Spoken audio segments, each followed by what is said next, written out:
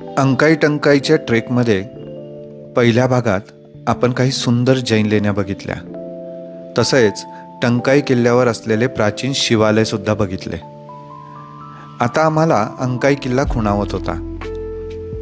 अंकाई किल्ल्याची समुद्रसपाटीपासूनची उंची 3152 फूट आहे आणि या किल्ल्यावर जाण्यासाठी एक सुस्थितीत असलेला पायरी मार्ग आहे.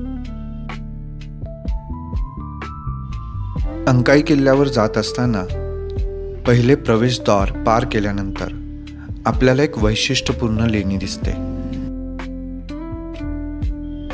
या लेणीतील मूर्त्या भग्न झालेल्या आहेत, परंतु त्यांचे सौंदर्य आणि भव्यता आपल्याला भारावून टाकते. लेणीच्या गाभाऱ्यात त्रिमूर्ती सदाशिवाचे शिल्प आहे. इतिहास तज्ज्ञांच्या मते या लेण्यांचा कालखंड 9व्या ते 10व्या शतकातील असावा.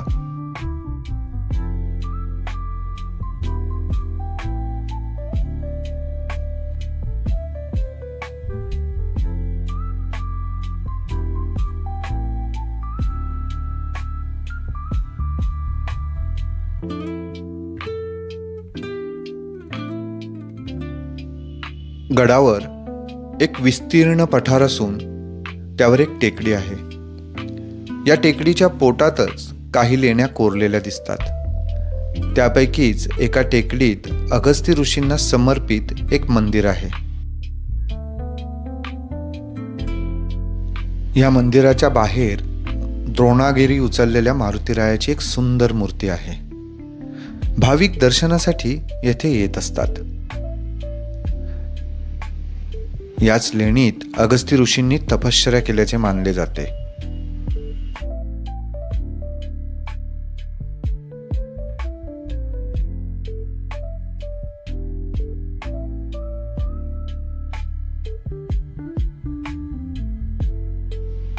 अगस्ती लेणीच्या बाजूलाच विस्तीर्ण पठारावर थोडंसं चालून गेल्यानंतर एक छोटंसं तळं दिसतं. या तळ्याच्या मध्यभागी अगस्ती ऋषींची समाधी आहे, अशी येथील स्थानिकांची मान्यता आहे.